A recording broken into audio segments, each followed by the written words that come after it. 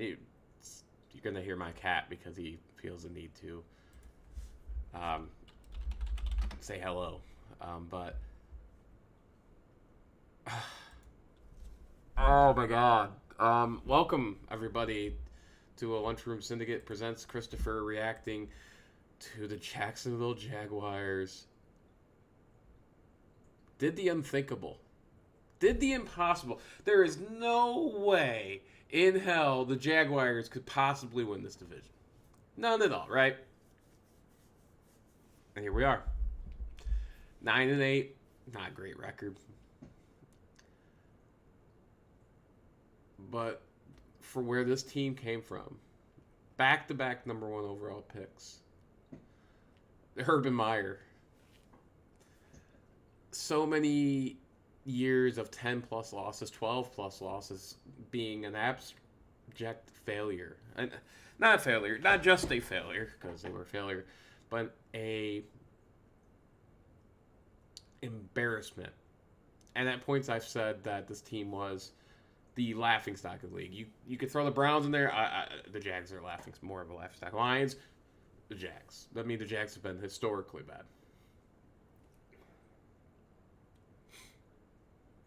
And today,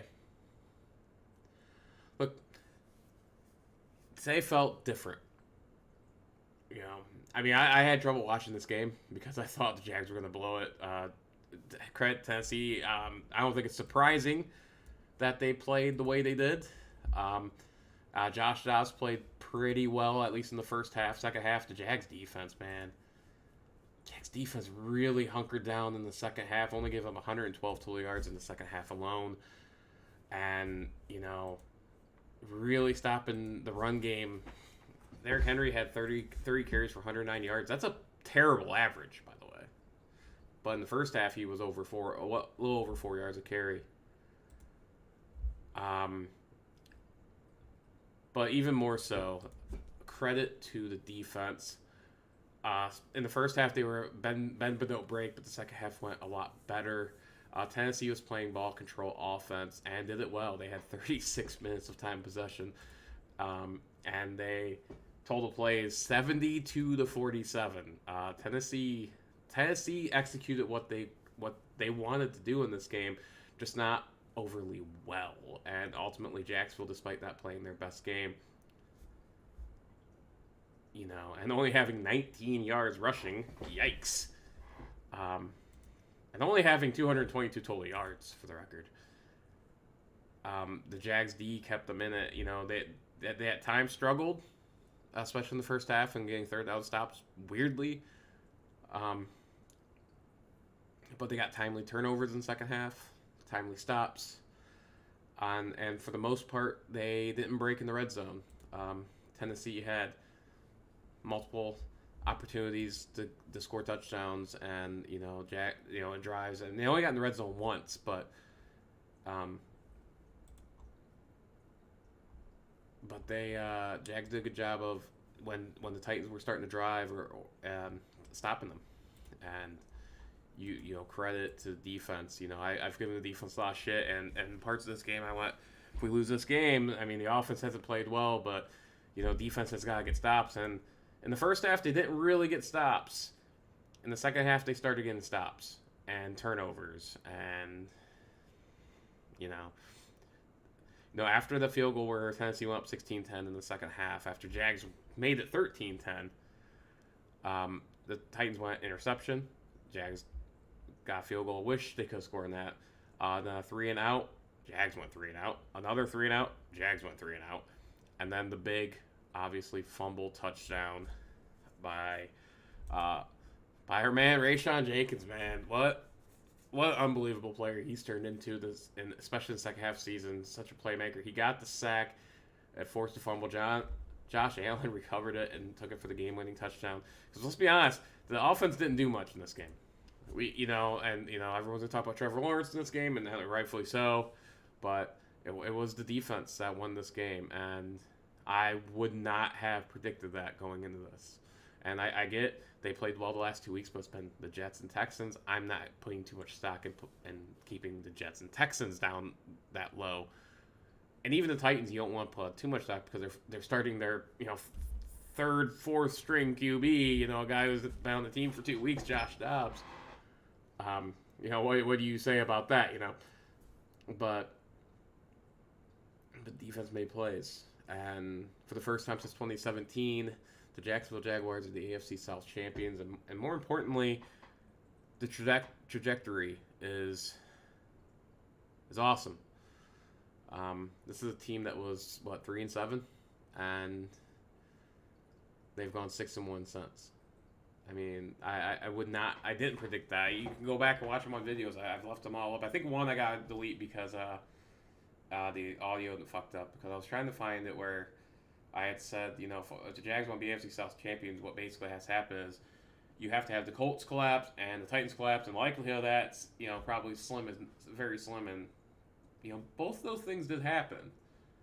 And I'm not going to be unrealistic about that and say, oh man, the Jags, blah blah blah, this that. Like, they had to have those two things happen, and they did. But doesn't mean the Jags didn't take advantage of it. Look, the Jags are 9-8. We'll talk playoffs in a minute. But it's not about this year now. Everything else is gravy. Going to the playoffs is going to be amazing. It's going to get a super young team, invaluable experience, right? So, that alone is going to be important. And this is different than 2017, because in 2017, it felt unsustainable the way they did it. Because even in today's day and age, and even then, which was 5 years ago, which ain't that long ago, but great defense with a mediocre offense. Although the Jags offense was actually ranked pretty highly, weirdly, but man, this camera is just not being my friend tonight.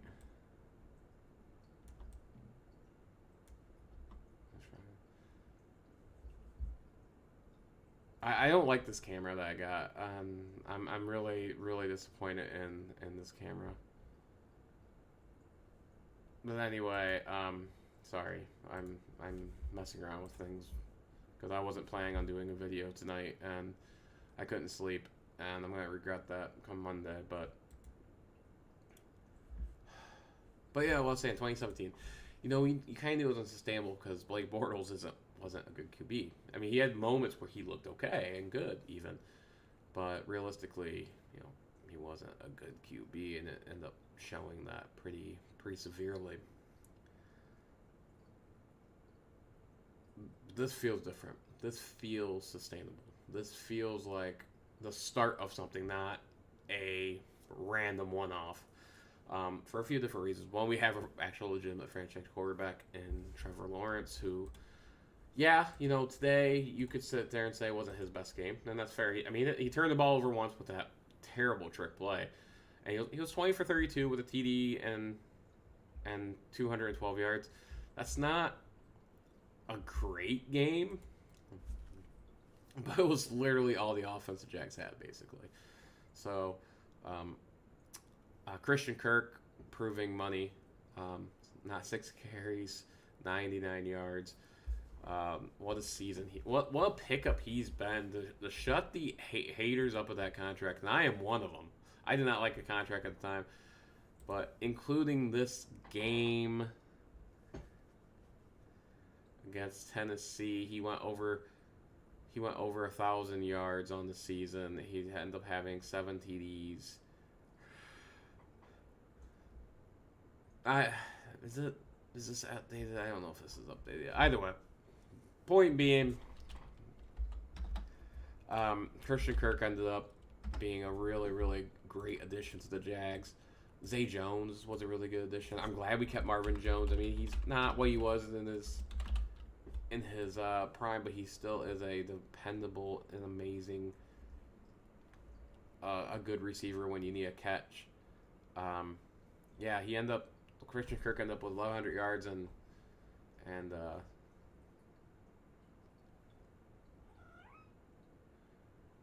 8 TDs on the season. That's a pretty damn good year, if you ask me. Um, I know everyone thought coming over, he's like, oh, he did have 1,000 yards. He has some touchdowns, but you're paying him like a number one guy. Well, we found out why. And again, next year, remember, the Jags have Calvin Ridley coming in, and if he's anywhere near what he was, and if he's 75% of what he was in Atlanta, it's gonna be a really, really good offense. There's obviously things on defense we need to adjust, but Zay Jones, he ended up going over 800 yards on the season. Evan Ingram was an amazing signing. Amazing. I mean, he showed his potential, why he was drafted so highly this year, finally, compared to where he was with the Giants. He always shown that flash with the Giants, but never had that full. It never came together, but this year for him, it really, really did. But Christian Kirk tonight was the MVP, 6 catches, 99 yards. Most of that early, but because the Jags just didn't seem to be able to do anything in the second half. Neither offense really did much in the second half, but I was saying about sustainability, this doesn't feel like a one-off. Next year maybe the Jags come in since they're going to have a first-place schedule. They could take a step back, but look at let's look at the division first of all. The division's so bad. Look, Houston's going to be still in the middle of a rebuild. They're going to have a rookie QB. They're not going to be competitive, that competitive next year probably. The Colts are a dumpster fire right now. Tennessee looks like they're potentially in rebuild mode as well. So now that's 3 of the 4 teams that could potentially be in what we do mode. We don't know what's going to happen with Tennessee from here on out. I'm wondering, is Vrabel in jeopardy? Is that going to be our surprise firing? I think that would be a mistake, for the record. I think Vrabel's a really good coach. I think that would be a dump by Tennessee. But they just fired a GM, and when they did that, they lost 7 in a row. And lost a absolutely winnable division. And, who takes the fall on that? Does the new GM go, hey, I want to hire my own guy? They just lost 7 in a row. This roster's a weak roster. It needs a rebuild. I like Vrabel, but I want my own guy. Does that happen? I don't know. I'm not a Tennessee fan. I could give a shit about Tennessee ultimately. But I will say I think it would be a mistake to fire Vrabel. I think he's a really good coach. And I think he proved that tonight with how he got his team to play. But the team was just, from injuries to, even before the injury, the Tannehill injuries and stuff, this team wasn't very good. Really wasn't. But as far as the Jags are the only team in this division you can say is on the up and up. And it wasn't about 2022, I mean, we're in that season. I know it's 2023 right now. It was more about 2023 and beyond. Well, they arrived early. And now they're going to be hosting a playoff game against either the Chargers or the Ravens, who they've beat both of them this year. One on the road, the Chargers, and one at home, the Ravens. The Ravens are a bit of a mess at quarterback, but their defense is really good. The Chargers are healthy, so I don't think that game's going to go the same way it did last time, where Jags beat them 38-10. But they have to come east, and that's never easy for a West Coast team. I don't know. At this point, it's house money. Obviously, it would be awesome to see Jaguars go on a crazy ass run. But I'm realistic. I don't think that's going to happen. Obviously, I really don't. Being realistic, they could lose. They could lose next weekend in the wild card round, and I'd still be just as happy as I am right now, because it was never supposed to be this way this year. And here we are, 9-8 AFC South champions. I don't even know. Like, I just, it seemed impossible at the beginning of the year. There just seemed, and then we went 2-1, and you're like, well, maybe this happens and this happens, and then the Jags proceeded to lose 5 straight. And at that point, it felt like it was over. The dream was dead, and they win one, they lose one, and then the loss to the Broncos. Trevor Lawrence mentioned that this seemed to change everything, and he stopped turning the ball over. Although that pitch was really bad today. But the multi-turnover games were more or less gone. He was playing super well, like he did tonight. He played pretty well tonight, and the season changed. Although I have my issues with the defense still, they played a lot better tonight. They played a lot better last few weeks. Tonight, Tennessee went 6 for 17 on third downs. They did go 2 for 3 on fourth downs and 2 for 2 early on. Tennessee knew, and they executed what they wanted to do for the most part in this game, but they end up turning the ball over late. That's what happens when you have a third string quarterback in, and I can't believe I'm saying this, but the better team won. The good teams win games like this. Look, anyone that thought this game was going to be a blowout, it would have been nice, don't get me wrong, but it was unrealistic. You knew Tennessee was coming into this game. Jags had 4 sacks tonight. That's huge. And that was another issue this team has had this year is they've been really good at getting pressure, but they've been really bad at getting home. And they don't have a lot of sacks, but they got a lot of pressure. But tonight, so we had Rayshon Jenkins had the sack. Alucon got a sack. Corey Pierce had half a sack along with Adam Gostis. Roy Robertson-Harris had a sack.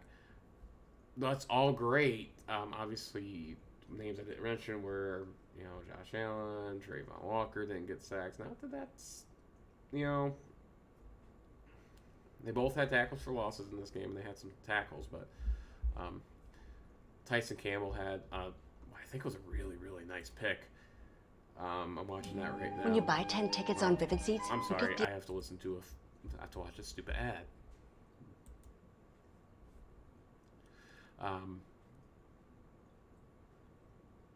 This is awesome. Oh man, that is deep in their own territory too. Ugh. Oh, he threw a deep pass. Oh god, that is a poorly thrown ball. That could have been ran back for 6. Whew. Yeah, that was bad. I don't know what he was doing with that one. And then obviously the fumble. And all those happened late. That interception happened late in the third, and the fumble recovery happened with under 3 minutes to go. Turn the ball over, loses games. And if you're Tennessee against Jacksonville, that's why they lost both games. They turned the ball over 4 times the last time they played, and they had 2 critical turnovers late in this game, where they were nursing a late When you buy 10 tickets on Vivid Seats, you get the 11th ticket free. I wonder what my 11th will be. You're trash! Living rent-free in a hockey player's head? What's your 11th? That was funny. I don't know what that is. I was wondering what the hell that was. You probably heard some weird stuff on there. So, real quick, Maurice Jones-Drew representing. I have a Fred Taylor one as well. I was wanting to pull that one out. Because he deserves to be in the Hall of Fame. But I'm cool with Maurice Jones-Drew too, baby. The old school jerseys, I love them. So, as far as the playoffs go, what's my expectations? I have none. I'm going to be, realistic. There's still things on this team that, for them to be a realistic contender for a run, that's going to have to be fixed more in the offseason, like personnel-wise and stuff like that. They need some more. They need some more. They have a decision to make on Josh Allen, and it's not going to be a fun one. And I don't think people are going to like the decision they should make, because I don't know if he's the impact player that we think he should be. But that's a decision later on. So we do need some help on the back end, especially. So the team that struggled at times in 3 and out, or getting off the field on third downs. Holy shit! And but that's for later. That's not. Come here, say hi. I know it's late. That's for the offseason stuff. As far as the playoffs, I think if they play a Lamar Jackson-less, especially on either a not fully healthy Lamar Jackson or a Tyler Huntley-led Ravens team, I think I think they have a reasonable expectation to win that game. If they're playing a Charger team that's coming in kind of hot, then maybe we should temper our expectation with that one. I understand we beat them earlier this season when they had a lot of injuries and stuff, but we need to be. Hi, Jet. We need to be. Oh! There goes my Jet. We need to be honest with ourselves on that one. And even then, we move on. We're likely facing some combination of Bills, Chiefs, or Bengals. We ain't beating them. No, those are the three best teams in probably the entire NFL at this point, along with Philly and maybe Dallas and San Francisco. Well, the three best teams in the AFC, obviously, but I think those three teams are better than the three NFC teams. Being honest with you, but that's not about this year. Yeah, told me at the beginning of the season the Jags would be AFC South champions. They would beat the Titans not once but twice, and in the final week of the season to win the AFC South. You told me that at week 1, I would have told you were full of fucking shit. There would have been no way. And there was a point in this season where I talked about, is Trevor the guy?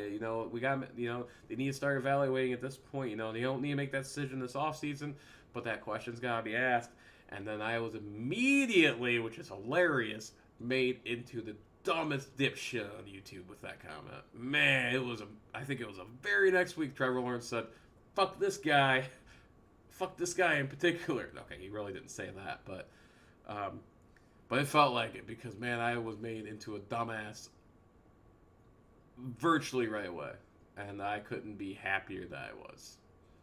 That's just being real with you guys. Now, if we're in the same spot next year, then my tone's going to be different about the team in general, because I'd like to see the offense put this game away. There's no reason to keep a bad Tennessee team right now. Get them that close to a win. But here we are. Jags, AFC South champions for only the second time in the 21-22 seasons of AFC South football, and only for the fourth time in their history divisional champions as they get ready to host the Ravens or Chargers in the wild card round. I'm still stunned, folks. It won't be easy to sleep tonight, but I will do my best. The Jet here says hello and good night. I have been Christopher with the Lunchroom Syndicate. Go Jags, baby. Until next time, deuces.